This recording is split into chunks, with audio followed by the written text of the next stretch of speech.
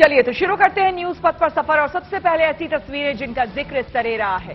ये तस्वीरें सुर्खियों में भी है और सोशल मीडिया पर भी है। इनसे आपका बाखबर होना बेहद जरूरी है क्योंकि चौराहे पर इन्हीं की चर्चा है।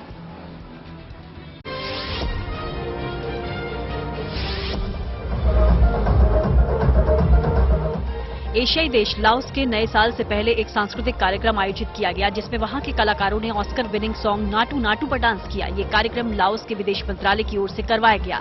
वहीं इस लोकप्रिय भारतीय गाने का वहां मौजूद दर्शकों ने भी लुत्फ उठाया।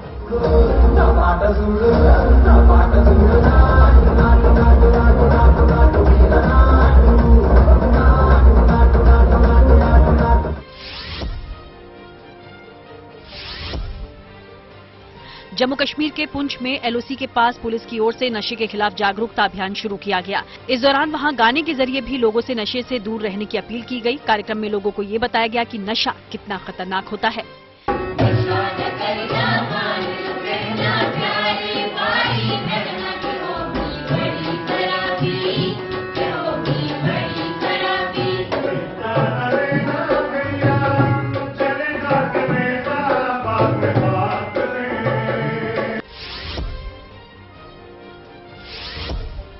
यूपी सरकार स्वच्छता अभियान पर बनने वाली रील्स को पुरस्कार देगी। इसके लिए लोग 15 अप्रैल तक अपनी ऐसी रील्स सरकार को भेज सकते हैं, जिसके बाद 3 बेस्ट रील्स बनाने वालों को स्वच्छता वॉरियर पुरस्कार दिए जाएंगे।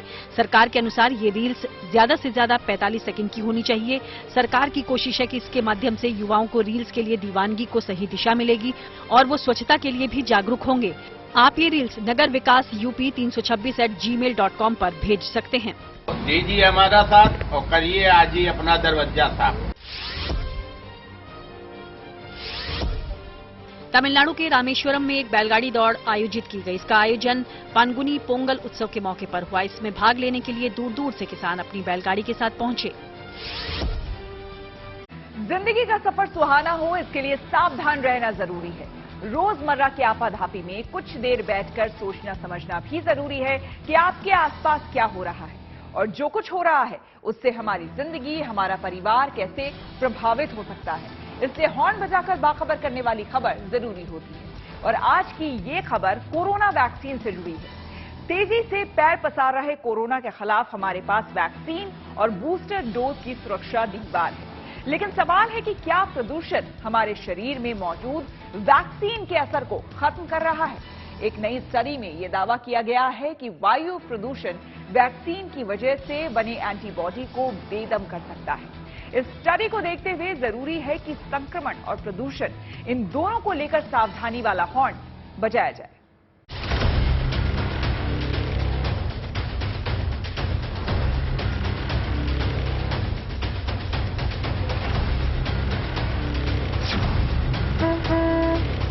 पहले 100-200, फिर 1000-2000 और अब रोजाना करीब 6000। अप्रैल का महीना अभी आधा भी नहीं गुजरा है, लेकिन कोरोना की रफ्तार बता रही है कि बहुत जल्दी बड़ी तादाद में लोग संक्रमण के शिकार हो सकते हैं। संक्रमण को इस तरह समझिए कि हर 100 टेस्ट में 7 लोगों की रिपोर्ट पॉजिटिव आ रही है। तो क्या ये डरने की बात है? यकीनन नहीं। डॉक्टर्स का मानना है कि अगर वैक्सीन के साथ बूस्टर डोज ली है तो संक्रमित होने पर आप जल्दी ही ठीक भी हो जाएंगे, यानी हालात गंभीर नहीं होगी। लेकिन चिंता की बात यह है कि एक नई स्टडी के मुताबिक प्रदूषण की वजह से वैक्सीन बेअसर हो सकती है।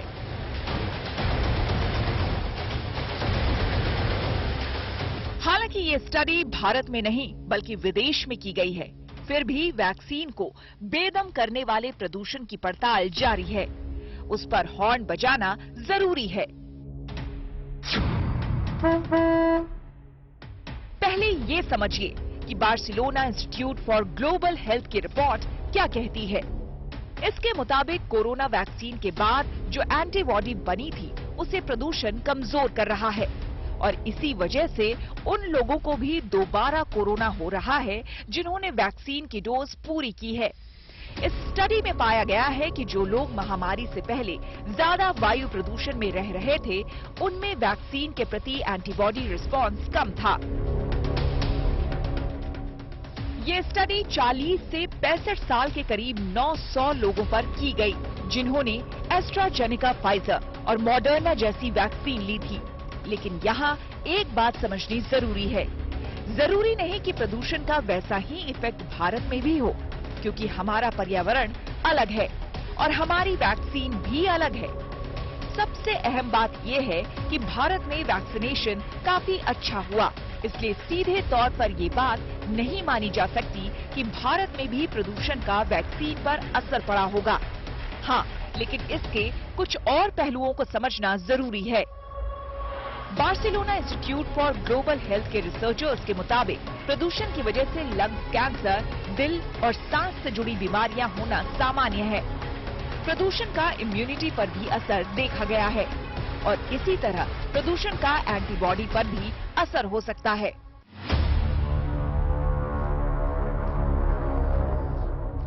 जिससे वैक्सीन का इफेक्ट कम हो सकता है।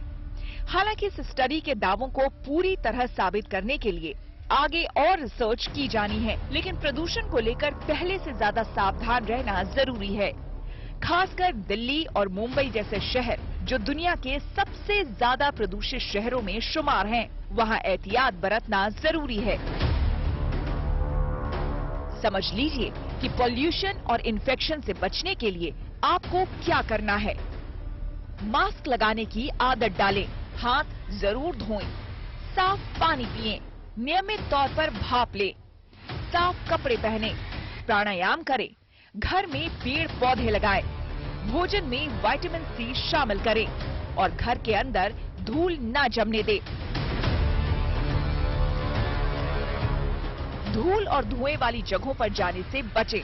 प्रदूषण और कोरोना इन्फेक्शन दोनों को बेअसर करने के लिए इम्यूनिटी बूस्ट करना भी जरूरी है। इसके लिए फल और सब्जियां, खासकर नींबू, संतरे, अंगूर, पालक, ब्रोकली, कद्दू और बादाम खाएं। साथ ही प्रदूषण के खतरों से लोगों को आगाह करने के लिए हॉर्न जरूर बजाएं। Bureau report, good news today. Corona के कहर को हम वैक्सीनेशन की वजह से रोकने में कामयाब रहे, लेकिन सवाल है कि कितने महीनों के बाद वैक्सीन का असर कम हो जाता है और क्या हमारी वैक्सीन ओमिक्रॉन के नए नए वेरिएंट से लड़ने में सक्षम है। इन सवालों पर हमने बात की मैक्स अस्पताल के डॉक्टर मनोज कुमार से। सुनिए क्या कह रहे हैं वो। अभी तक जो भी स्टडीज हुए हैं उसके मेटा एनालिसिस में एक संभावना बताई गई है कि 6 महीने से 1 साल तक ये आपको प्रोटेक्ट करता है। अभी एग्जैक्टली कहना बड़ा मुश्किल है आपकी कितनी इम्यूनिटी इंड्यूस हुई, और इसी तरह से नेचुरल इन्फेक्शन भी है, वो भी 6 महीने से 1 साल तक मैक्सिमम आपको प्रोटेक्ट करता है। निश्चित तौर पे ये फैक्ट्स हैं, ये डेटा अभी हमारे पास अवेलेबल हैं कि आपको जो वैक्सीन है वो सीवियर डिजीज से, हॉस्पिटलाइजेशन से और डेथ से प्रिवेंट करती है। इन्फेक्शन तब भी हो सकता है, that is breakthrough infection जिसको बोलते हैं।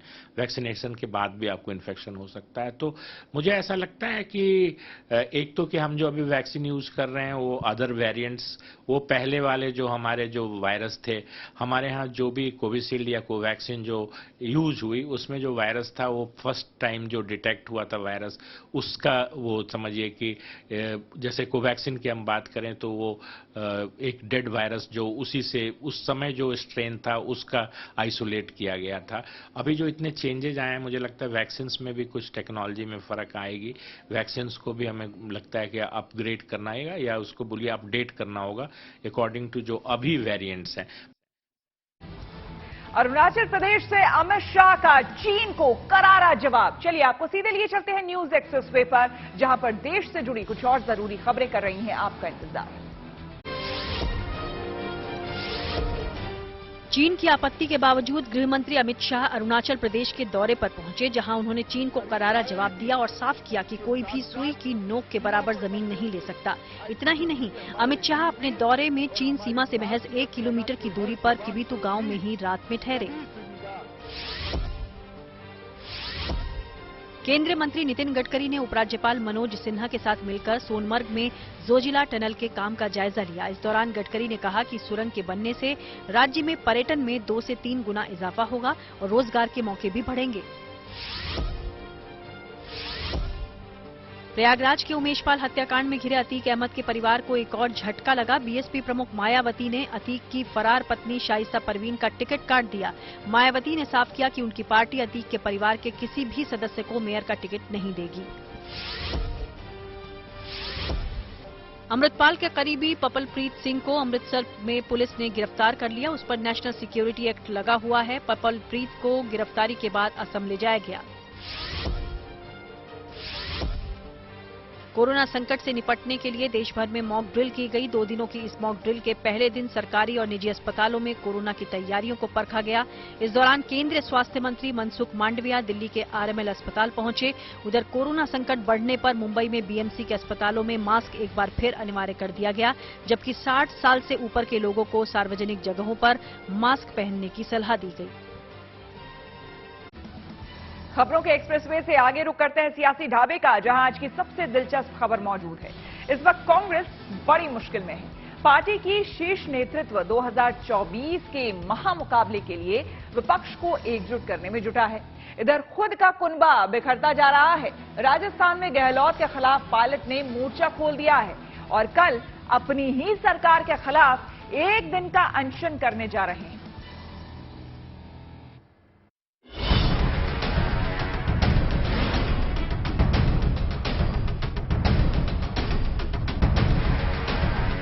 हमारे विरोधी कई बार आरोप लगा सकते हैं कि क्या कोई मिलीभगत है या क्या मसला है कि हम बार बार सरकार बनाने के बावजूद भी, क्योंकि करप्शन ऐसा इशू है जो पब्लिक को छूता है।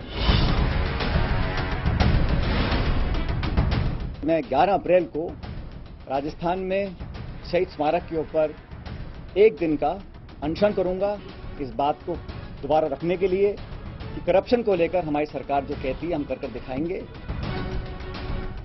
कांग्रेस की मुश्किलें पहले से कुछ कम नहीं। उस पर आफत ये कि राजस्थान के आसमान में पायलट की वजह से पार्टी का प्लेन झटके खा रहा है।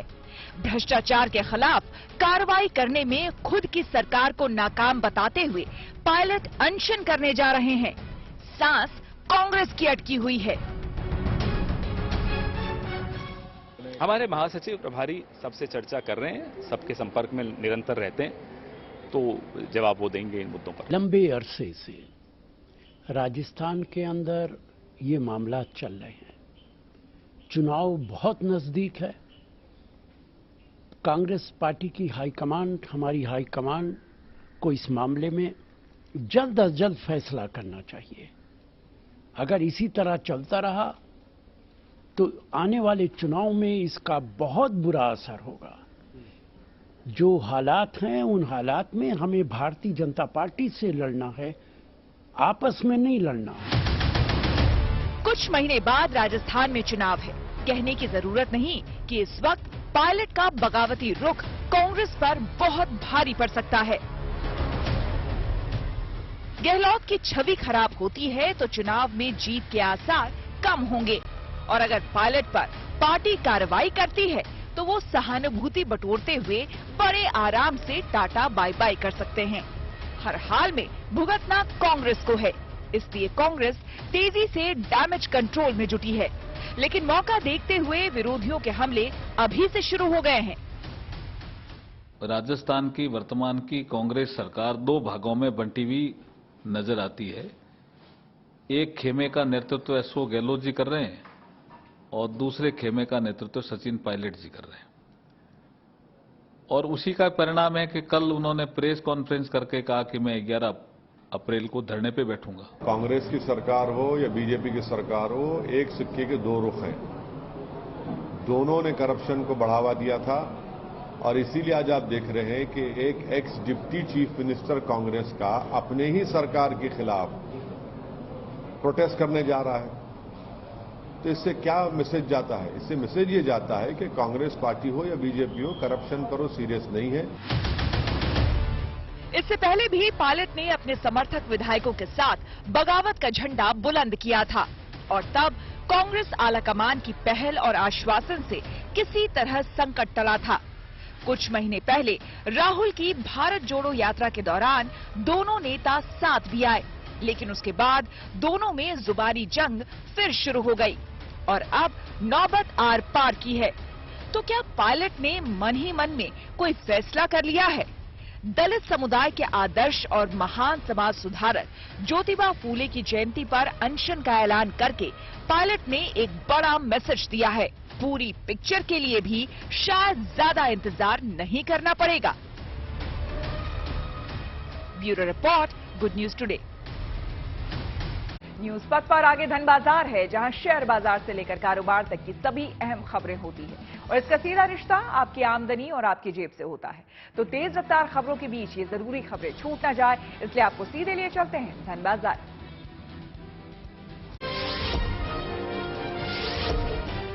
सोमवार को शेयर मार्केट में उछाल दिखा। सेंसेक्स 14 अंक चढ़कर 59,847 पर बंद हुआ। वहीं निफ्टी भी 25 अंक उछलकर 17,624 पर बंद हुआ। एचडीएफसी सिक्योरिटीज के अनुसार सोमवार को सोने का भाव 355 रुपए गिरा, जिसके बाद प्रति 10 ग्राम सोने की कीमत 60,095 रुपए दर्ज की गई। इससे पहले के कारोबारी सत्र में सोना प्रति 10 ग्राम 60,450 रुपए था। चांदी भी 420 रुपए फिसली। 1 किलो चांदी की कीमत 73,680 रुपए हुई। गूगल पे प्लेटफॉर्म ने यूजर्स के अकाउंट में 800 रुपए से लेकर 80,000 रुपए ट्रांसफर कर दिए। हालांकि गूगल के अनुसार एक टेक्निकल ग्लिच की वजह से ये सब हुआ। गूगल ने कहा कि जिनके अकाउंट में गलती से पैसे ट्रांसफर हुए, उनके अकाउंट से ऑटोमेटिकली पैसे वसूले जाएंगे। इसके लिए यूजर्स को कुछ करने की जरूरत नहीं। VIP car number plate P7 की मोस्ट नोबल नंबर्स चैरिटी नीलामी में रिकॉर्ड 55 मिलियन दिरहम यानी 122 करोड़ में बिक्री और गिनीज वर्ल्ड रिकॉर्ड बनाया गया। ये नीलामी यूएई में हुई। इस नंबर प्लेट की बोली 15 मिलियन दिरहम से शुरू हुई, जिसमें टेलीग्राम के संस्थापक पावेल दुरोव ने भी बोली लगाने में भाग लिया। और अब रुक करते हैं प्रगति मार्ग का, जहां ऐसी खबरें हैं जो कि देश की तरक्की, प्रगति और लोगों की काबिलियत दिखाती है। आज बात आईपीएल को उस खिलाड़ी की जिसने अपनी मेहनत और लगन के बूते पिच पर कमाल की बल्लेबाजी की। आईपीएल के एक मैच में लगातार 5 छक्के लगाकर परिवार को फक्र महसूस करवाने वाले रिंकू सिंह आज क्रिकेट फैंस के भी लाडले बन गए। देखिए अलीगढ़ के शिवम सारस्वत की ये रिपोर्ट। आईपीएल का नया शाइनिंग स्टार रिंकू सिंह ने खेली ताबड़तोड़ पारी। आखिरी ओवर में कर दिया कमाल।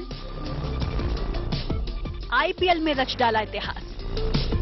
उनको क्रिकेट खेलना था, तो अब so proud of him and the way he played yesterday. बहुत खुश हुआ मैं, क्योंकि मुझे वो आइडलाइज करते हैं और मैं उनका बहुत बड़ा फैन हूँ। खुद हम इतने साल यूपी के लिए खेले और मेरे जब भी कप्तानी में खेले हमेशा एक अच्छा इंटेंट दिखाया उन्होंने। उनका वर्क एथिक बहुत अच्छा है, प्रोसेस बहुत अच्छा है, अच्छे तरीके से मेहनत करते हैं और जब आप मेहनत करते हो तो ऊपर वाला आपको अच्छी चीजों से नवाजता है और बड़ा अच्छा लगा और सो हैप्पी फॉर हिम।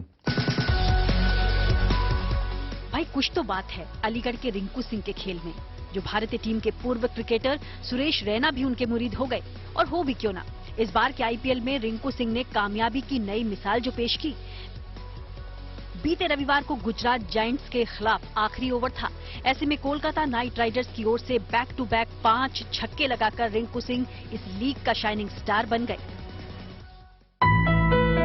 मगर इस चमकते सितारे ने पहले कभी मुफलिसी भी झेली। घर की माली हालत ठीक नहीं थी। पिता सिलेंडर डिलीवरी का काम आज भी करते हैं। खुद भी पहले रिंकू सिलेंडर पहुंचाने में पिता की मदद करते थे। यहाँ तक कि कोचिंग सेंटर में झाड़ू पोछा तक लगा चुके हैं। मगर बचपन से ही क्रिकेट को पैशन मानने वाले रिंकू को उनके पिता समझ गए और दे दी खेल के मैदान में बल्ला घुमाने की छूट। फिर बेटे ने वो कमाल किया जिसे देख पिता का सीना गर्व से चौड़ा हो रहा है। मुझे तो बहुत, मैं तो मेरा सीना एकदम चौड़ा हो गया गर्व से का सब में। और मैंने कभी जिंदगी में ये ख्वाब भी नहीं देखेगा मैं इतना वो हो जाऊंगा। मेरे लड़के ने मेरे लिए बहुत कुछ करा है। अपनी जिगर के टुकड़े को मैदान में छक्कों की बरसात लगाते देख मां के दिल से निकली ये 2 लाइन ही आशीर्वाद समान है। कल रात जिस तरीके से जीत दिलाई है, आप खुश हैं? हाँ बहुत। कहाँ देखना चाहते हैं? इंडिया खेला।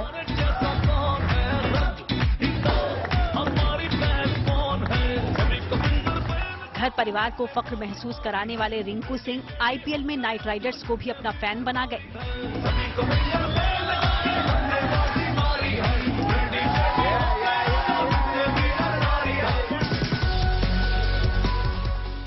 शाहरुख की मूवी पठान के एडिटेड पोस्टर शेयर में जहां रिंकू दिखे, तो वहीं सुहाना खान ने रिंकू को अनरियल और आर्यन खान ने बीस्ट कहकर बुलाया।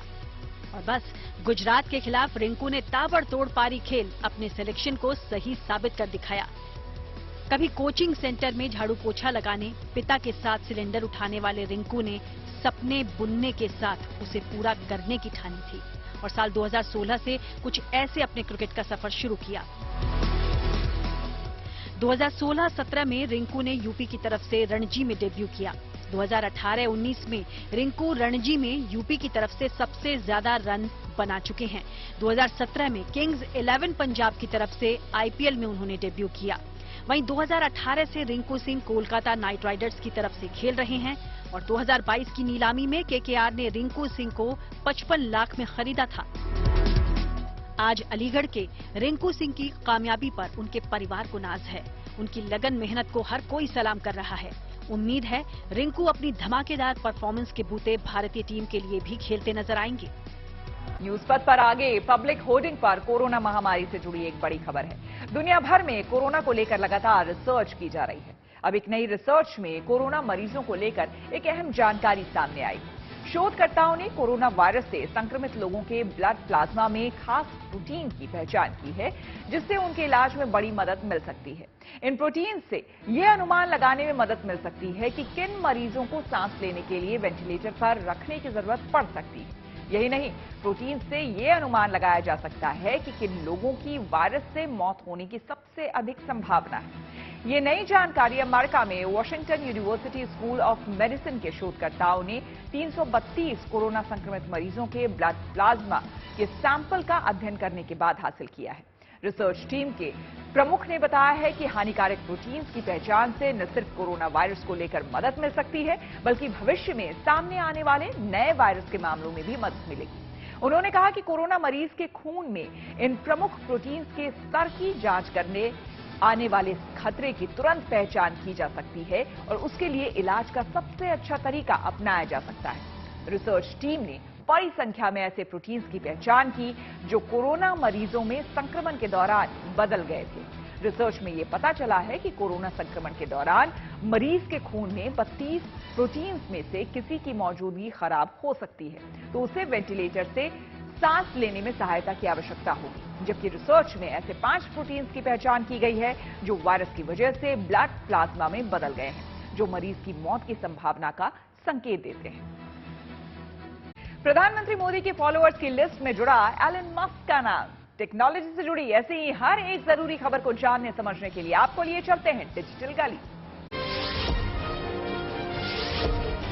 ट्विटर चीफ एलन मस्क ने प्रधानमंत्री मोदी को ट्विटर पर फॉलो करना शुरू कर दिया। इस सोशल मीडिया प्लेटफॉर्म पर उनके 13 करोड़ से ज्यादा फॉलोअर्स हैं और वो सिर्फ 194 लोगों को ही फॉलो कर रहे हैं। पीएम मोदी दुनिया की चौथी ऐसी राजनीतिक हस्ती हैं जिन्हें मस्क फॉलो कर रहे हैं। इनमें फ्रांस के राष्ट्रपति इमैनुअल मैक्रों, ब्रिटेन के प्रधानमंत्री ऋषि सुनक और अमेरिका के पूर्व राष्ट्रपति बराक ओबामा शामिल हैं। दिल्ली में मेटा की ओर से डिजिटल सुरक्षा समिट आयोजित हुई, जिसमें केंद्रीय महिला एवं बाल विकास मंत्री स्मृति ईरानी ने भी भाग लिया। इस दौरान स्मृति ईरानी ने मेटा को सलाह दी कि उसे लोगों, खासकर महिलाओं और युवाओं को ऑनलाइन सुरक्षित रखने के लिए केंद्र सरकार के विजन के साथ मिलकर काम करना चाहिए। प्रधानमंत्री मोदी के डिजिटल इंडिया अभियान से प्रभावित होकर एक किताब लिखी गई। इसे हरियाणा के रेवाड़ी के रहने वाले 17 साल के हार्दिक कुमार दीवान ने लिखा है। ये किताब देश में टेक्नोलॉजी की संभावनाओं पर लिखी गई है। न्यूज पथ पर अब सोशल अड्डा पर थोड़ा रुकते हैं और आज के मुद्दे पर लोगों की राय जानते हैं। सोशल अड्डा में आज का मुद्दा बीजेपी के राष्ट्रीय महासचिव कैलाश विजयवर्गीय के विवादित बयान से जुड़ा है, जिसमें उन्होंने महिलाओं के पहनावे को लेकर आपत्तिजनक टिप्पणी कर दी। इंदौर में दिए गए इस बयान को लेकर कांग्रेस की महिला विंग ने तीखा विरोध किया है, तो वहीं बीजेपी विधायक आकाश विजयवर्गीय अपने पिता का समर्थन कर रहे हैं। लड़कियां भी इतने गंदे कपड़े पहन के निकलती है कि अपन महिलाओं को देवी बोलते हैं। उनमें देवी का स्वरूप नहीं दिखता, बिल्कुल सुपर्णखा लगती है। सच में अच्छे सुंदर भगवान ने शरीर दिया है, तो जरा अच्छे कपड़े पहनो यार। बच्चों को आप संस्कार डालिए। मैं बहुत चिंतित हूँ। इंदौर हर बात में नंबर 1 है, और पिछले दिनों नशे ने जिस प्रकार युवा पीढ़ी को छेड़ा है, वो कल के लिए हमारे लिए चिंता का विषय है, इसलिए बच्चों में संस्कार डालिए। इंदौर में नई पीढ़ी के बच्चों को संस्कार देने की नसीहत देते देते कैलाश विजयवर्गीय लड़कियों के पहनावे को लेकर ऐसी टिप्पणी कर गए, जिसके बाद शहर में कांग्रेस ने उनके खिलाफ मोर्चा खोल दिया। महिला कार्यकर्ता भी विरोध में सड़क पर उतर आईं और कैलाश विजयवर्गीय के खिलाफ नारेबाजी की। विरोध प्रदर्शन के दौरान कैलाश विजयवर्गीय का पुतला भी जलाया गया। अगर उनको कपड़ों के से इतनी ही दिक्कत है तो अपने मध्य प्रदेश में लागू कर दे कि भारतीय संस्कृति वाले ही एक ड्रेस कोड की भारतीय संस्कृति के ही कपड़े पहने जाएंगे। पहले आप ही प्रमोट कर रहे हैं नाइट कल्चर को, पब कल्चर को, उसके बाद आप महिलाओं के लिए ऐसा बोल रहे हैं। और आपको बोलना है तो उन 4 महिलाओं को बोलिए ना जो ये काम कर रहा है। उनके लिए 400 महिलाओं को क्यों बोला जा रहा है, ये 4 करोड़ महिलाओं को क्यों बोला जा रहा है कि वो सब भी एक ही उसमें। हम लोग आपको हमारे पहनावे से तो ऐसा नहीं लग रहा होगा कि हम लोग भारतीय संस्कृति के खिलाफ जा रहे हैं, तो ऐसे शब्द क्यों यूज करे जा रहे हैं। कांग्रेस ने विजयवर्गीय के बयान को लेकर मोर्चा खोल दिया, तो वहीं उनके विधायक पुत्र आकाश विजयवर्गीय अपने पिता के बयान से सुर में सुर मिलाते दिखे। आकाश विजयवर्गीय ने तो ये भी कहा कि उनकी योजना हनुमान चालीसा क्लब बनाने की है, जिसके जरिए वो युवाओं को नशे की लत और लड़कियों के पहनावे को लेकर जागरूक करेंगे। ये जो इंदौर में नाइट कल्चर चल रहा है, नशे आदि में धुत युवक युवतियों के वीडियोस आते हैं और भद्दे भद्दे कपड़ों में वो लोग दिखते हैं, उसको लेकर के वो बहुत चिंतित हैं। कई दिनों से उनकी योजना भी चल रही है कि कैसे इसे कंट्रोल किया जाए। नाइट कल्चर के लिए वो मुख्यमंत्री जी पुलिस के अधिकारियों से नियमित संपर्क में हैं।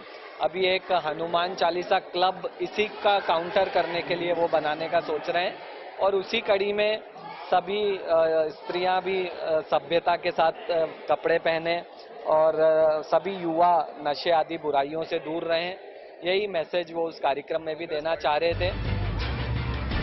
फिलहाल इंदौर की महिला कांग्रेस शहर अध्यक्ष ने कैलाश विजयवर्गीय को मानहानि का नोटिस भेजा है और उनसे 3 दिन में अपने बयान पर सार्वजनिक तौर पर माफी मांगने को कहा है। माफी न मांगने पर कैलाश विजयवर्गीय पर मानहानि का केस करने की चेतावनी दी है। इंदौर से धर्मेंद्र कुमार शर्मा के साथ bureau report, good news today. जाहिर है कैलाश विजयवर्गीय के बयान को लेकर विवाद बढ़ गया है। अपने पिता के बयान का समर्थन कर रहे उनके विधायक बेटे आकाश विजयवर्गीय भी महिलाओं के निशाने पर आ गए हैं। सोशल अड्डा में हमने इसी मुद्दे पर इंदौर की कुछ लड़कियों से बात की और उनकी राय क्या है, सुनिए। वो लड़कियां पर डिपेंड होता है, वो लड़कियां कैसे कपड़े पहन रही है। और ये मतलब बोलना तो नहीं चाहिए, क्योंकि देखो माँ बाप अपने पढ़ने के लिए पहुंचाते हैं और ये फिर उनकी सोच दूसरे शहर में आने के बाद में वो चेंज हो जाती है और फिर वो कुछ और कर रहे हैं, फिर घर पे वो इन्फॉर्म नहीं रहता है, फिर वो अलग रहता है ना। थोड़ा लड़कों में बदलाव आना चाहिए ना, थोड़ा सा कि मतलब लड़कियां समझते हैं कि लड़कियों में बदलाव भी आना चाहिए, लड़कियां चेंज हो जाएंगी। थोड़ा सा चेंज हो रहा है, मेंटलिटी चेंज होना चाहिए, क्योंकि अपन किसी और को चेंज, मेंटलिटी चेंज हो जाएगी तो मे भी कुछ चेंज हो जाए। क्योंकि अपन लाइक किसी के कपड़े से कपड़े चेंज नहीं कर सकते, लाइक अपन किसी का कुछ या एग्जैक्टली क्योंकि सबका अपना अपना नजरिया, अपना अपना पहनावा है, सब अपने अपने हिसाब से कर रहे हैं, लाइक सब अपने अपने हिसाब से दिएंगे किसको क्या पहनना है। ये जो बात उन्होंने कही है ये मतलब ठीक आधी सही भी कही है और आधी मतलब थोड़ा सा, क्योंकि इंडियन लोगों का पहनावा लाइक उन भारतीय संस्कृति ऐसी है कि उनको पूरा लाइक उनका पहनावा बहुत ज्यादा वो होना चाहिए। सो थोड़ा सा उनका रहता है कि थोड़ा सुशील संस्कारी लाइक रहना चाहिए, वो एग्री कर रहे हैं अपन, बट वो एक कपड़े की तरफ से देखते हैं। अभी का जो कल्चर है वो थोड़ा सा चेंज हो जाता है कि कपड़े थोड़ा सा अपने हिसाब से पहनेंगे। गलत ही बोल रहे हो, वो जो करे वो सब सही, हम जो करें गलत। तो मतलब ऐसे भी एक लिमिट में पहनते हैं कपड़े जो हमारे घर वाले अलाउ कर सकते हैं हमें। उनके मतलब उनकी सोच उनके हिसाब से है, बैकवर्ड सोच, उनको थोड़ा डेवलप होना चाहिए कि अपनी सोच को थोड़ा आगे बढ़ाना चाहिए। लड़कियों का भी है ना कि जो उन्हें पहनना तो पहनना, वो उनके मम्मी पापा भी बोल रहे हैं। हम लोग जो पहनते तो अपने मम्मी पापा के परमिशन से ही पहनते, और हम लोग के मम्मी पापा को यानी प्रॉब्लम नहीं है, तो फिर दूसरों से क्या ही प्रॉब्लम होगी हम लोग को। इमरान खान की अदालत में होगी पेशी। सीधे आपको लिए चलते हैं न्यूज एक्सप्रेसवे पर, जहां विदेश से जुड़ी कुछ और जरूरी खबरें कर रही हैं आपका इंतजार। पाकिस्तान के पूर्व प्रधानमंत्री इमरान खान की मुश्किलें बढ़ गईं। इस्लामाबाद की एक अदालत ने उन्हें तोशखाना यानी सरकारी खजाने के मामले में सुबह अदालत में पेश होने के निर्देश दिए। इससे पहले अदालत में याचिका दाखिल कर इसी तोशखाना मामले की तुरंत सुनवाई की मांग की गई, जिस पर अदालत ने ये समन जारी किया। चीन में कोरोना वायरस की नई थ्योरी पेश की गई। वहां ये संभावना जताई गई कि ये वायरस इंसान से ही आया हो। दरअसल ये दावा Beijing university of chemical technology के वैज्ञानिक टोंग येगेंग ने किया। उन्होंने एक रिसर्च के आधार पर बताया कि यहां से इकट्ठा किए गए सैंपल के जेनेटिक सीक्वेंस कोरोना मरीजों के सैंपल से मेल खाते हैं। चीन ने ताइवान को डराने के मकसद से उसकी सीमा के पास युद्धाभ्यास किया। ताइवान के रक्षा मंत्रालय ने दावा किया कि उसकी सीमा के पास 59 चीनी विमान और 11 युद्धपोत देखे गए। हाल ही में ताइवान की राष्ट्रपति साई इंग वेन अमेरिकी दौरे पर गई थी, जिससे चीन बौखला गया।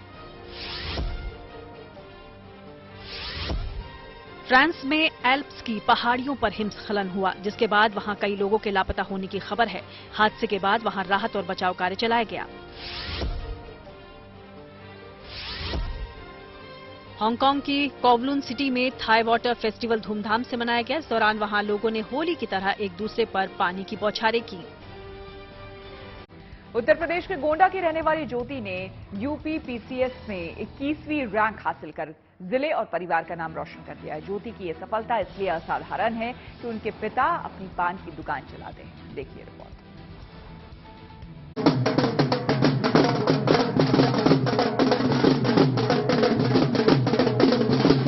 सपनों को मुट्ठी में कसकर पकड़ने और उसके सच होने की ये तस्वीर है।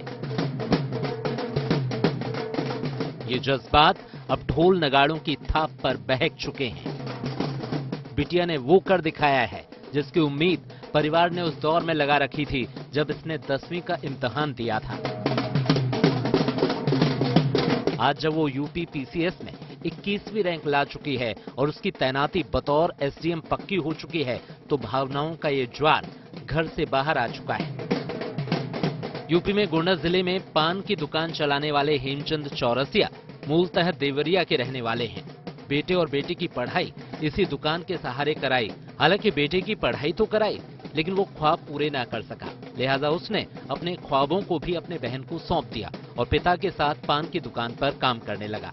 क्योंकि 10वीं पास होते ही हेमचंद की बेटी ज्योति ने अपनी मंजिल का पता पिता को बता दिया था। इंटर फर्स्ट ईयर में इसने जवाब दिया कि मैं इंटर के बाद से मैं सिविल की तैयारी करने के विचार कर रहा है। तो यह बात हम पिता पुत्र को भा गया और हम पिता पुत्र के मन में था कि इसको सिविल की तैयारी कराया जाए, क्योंकि यही ऐसी नौकरी के लिए बगैर पैसा के मिलता था, केवल शिक्षा पर कामयाबी पर मिलना। ज्योति की रैंक 21वीं है। उनका चयन डिप्टी कलेक्टर के पद पर हुआ है। यकीनन ये इतिहास ज्योति ने अपने कलम से ही नहीं बल्कि बुलंद इरादों और हौसलों से भी लिखा है। हालांकि इसमें उनके पिता, भाई और माता का भी सहयोग है, लेकिन मंजिल पर पहुंचना बड़ी बात होती है। ज्योति ने इस परीक्षा के लिए 7 साल तक संघर्ष किया, लेकिन कभी प्री क्वालिफाई नहीं कर पाई। आखिरकार 8वें साल में वो घड़ी आई जब न केवल उन्होंने प्री क्वालिफाई किया, बल्कि इस बार कामयाबी ने उनकी सारी बाधाएं पार करा दी। मेरी इस जर्नी में मेरी जर्नी बहुत लंबी रही है। इसमें मैंने अपने पेरेंट्स बहुत थैंकफुल करना चाहूंगी कि शायद अगर वो ना होते तो मैं इस मुकाम को हासिल न कर पाती। इस लंबी जर्नी में उन्होंने मेरा हमेशा हौसला बढ़ाया, कभी मुझे टूटने नहीं दिया, हमेशा साथ दिया। मुझ पर सबसे बड़ी बात, मुझ पर भरोसा जताया, क्योंकि इतनी लंबी जर्नी 2015 से मैंने स्टार्टिंग की थी और कभी मैंने पीसीएस का मेंस नहीं दिया। हमेशा कभी प्री 2 नंबर 1 नंबर से रुक जाता था और ये भी मेरा पहला मेंस था, पहला इंटरव्यू, और फाइनली मैं एज ए एसडीएम चयनित हो गई। ज्योति के भाई का कहना है कि शिक्षा किसी भेदभाव के साथ नहीं दी जानी चाहिए। अगर बेटे के मुकाबले बेटी पढ़ाई में अव्वल है तो उसे आगे बढ़ाने के लिए पूरे परिवार को ताकत झोंकनी चाहिए। यकीनन यही वो फैसला है जिसके दम पर ज्योति ने अपने परिवार, जिले और बेटियों का नाम रोशन किया है। गोंडा से आंचल श्रीवास्तव के साथ bureau report, good news today. Asian wrestling championship में भारतीय खिलाड़ियों की शानदार शुरुआत हुई है। आपको लिए चलते हैं खेल चक्कर, जहां पर खेल जगत से जुड़ी कुछ और जरूरी खबरें मौजूद हैं। बीसीसीआई ने इस साल के घरेलू सीजन का शेड्यूल जारी कर दिया। 28 जून से दिलीप ट्रॉफी शुरू होगी, जबकि रणजी ट्रॉफी अगले साल 5 जनवरी से खेली जाएगी। इसके अलावा देवधर ट्रॉफी 24 जुलाई से 3 अगस्त, तो ईरानी कप 1 से 5 अक्टूबर और Syed Mushtaq Ali trophy T20 championship 17 अक्टूबर से 6 नवंबर तक खेली जाएगी। कोलकाता नाइट राइडर्स के क्रिकेटर रिंकू सिंह और अभिनेता रणवीर सिंह की बातचीत के ट्वीट सोशल मीडिया पर वायरल हो गए। दरअसल गुजरात जायंट्स के खिलाफ 5 छक्के लगाने पर रणवीर ने रिंकू की तारीफ की और पूछा कि ये क्या था। इस पर रिंकू ने जवाब दिया कि रणवीर भाई, ये बस भगवान का चमत्कार था।